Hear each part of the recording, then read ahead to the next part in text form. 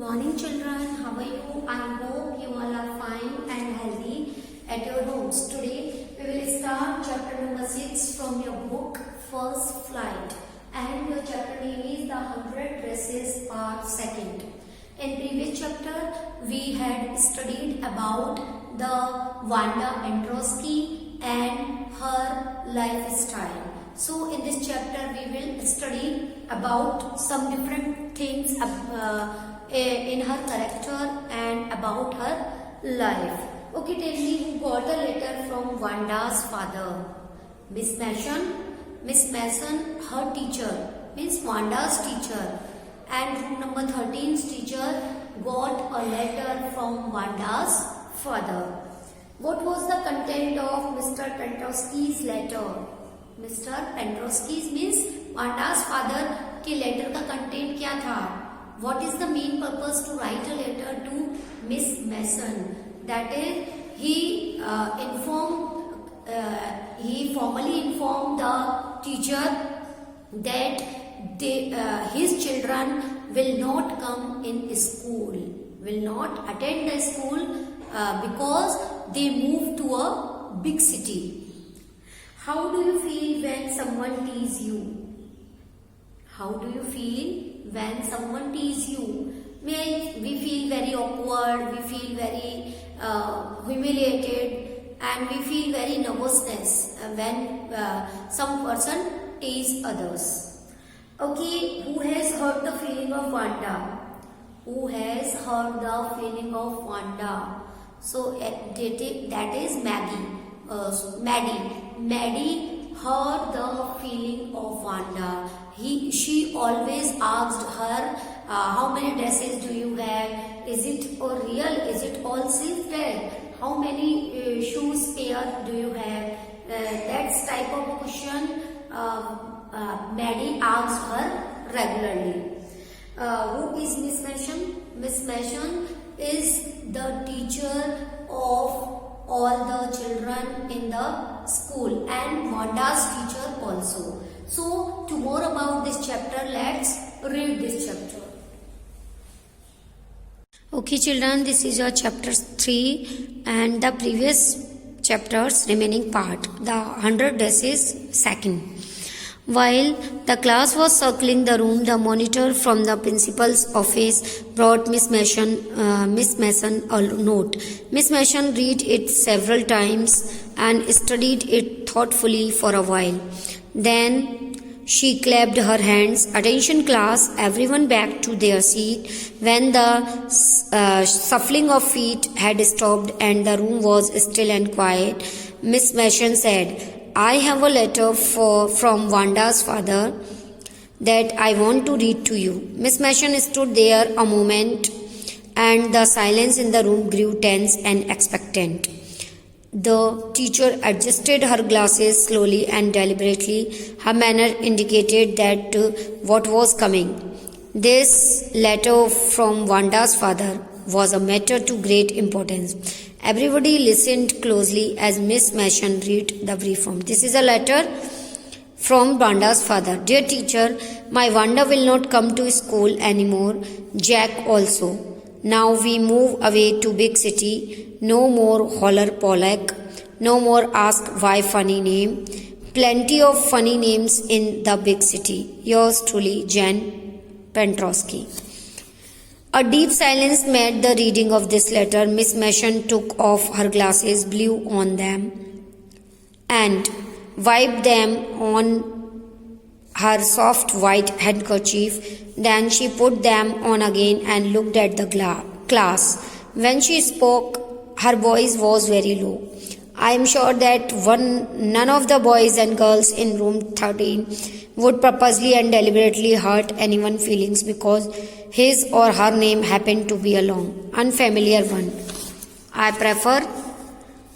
prefer to think that what was said in thoughtfulness.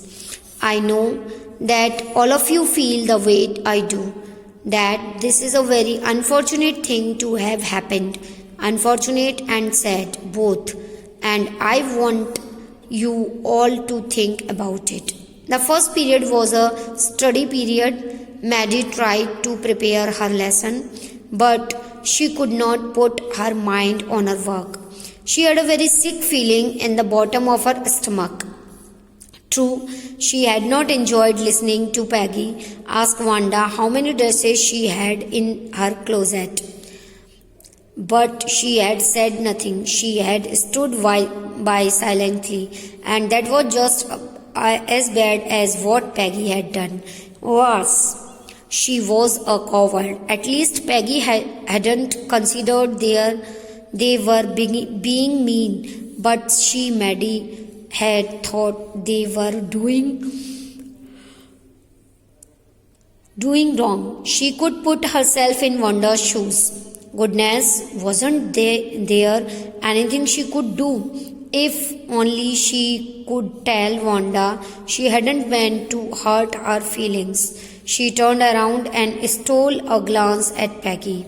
But Peggy did not look up. She seemed to be studying hard. Well, whether Peggy felt badly or not, Maddie had to do something. She had to find Wanda Pentrosky. Maybe she had not yet moved away.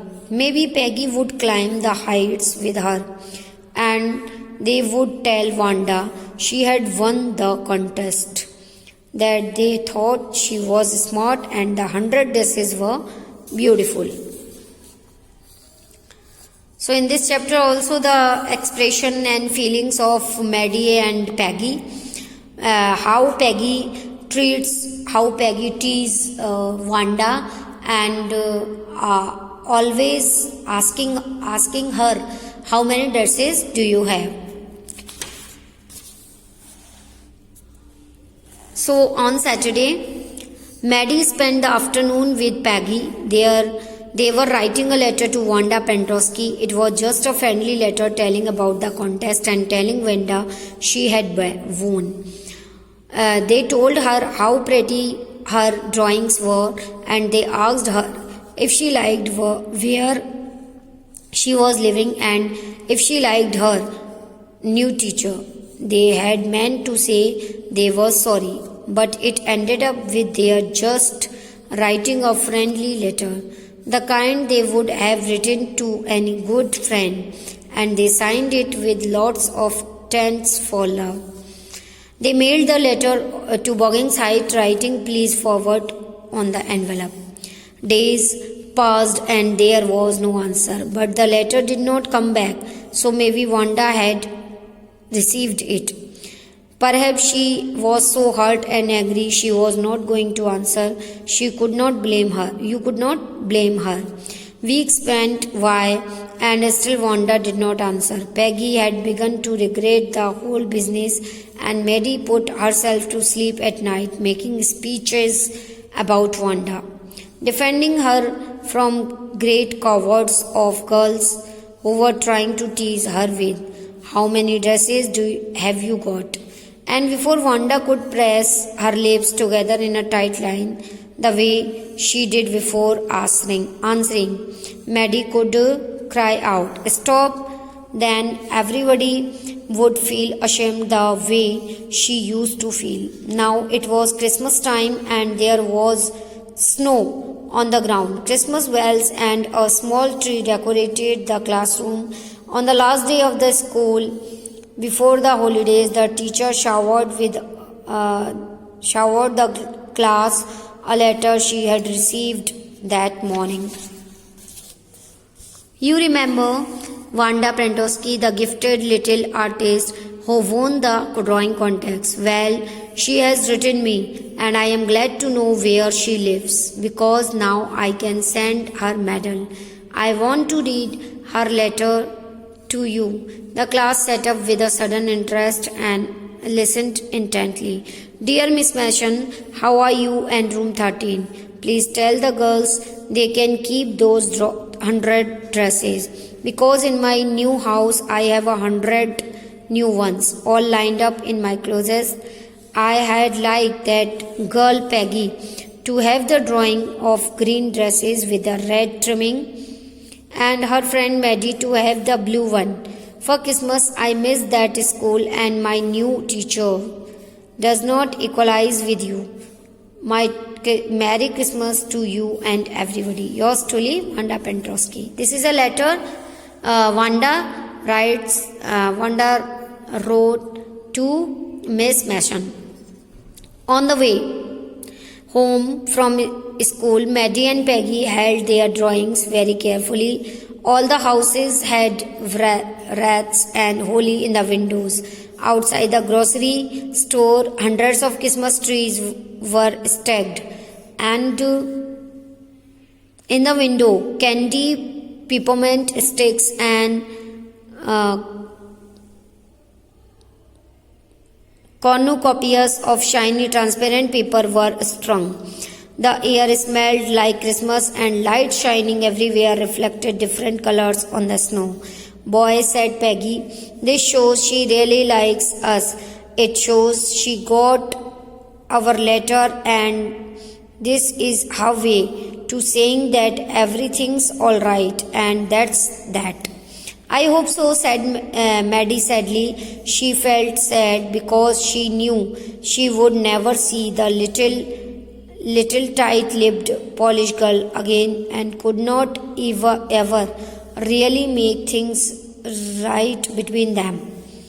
She went home and she pinned her drawing on a torn places in the pink board wallpaper in the bedroom. The shabby room came alive from the library of the colors.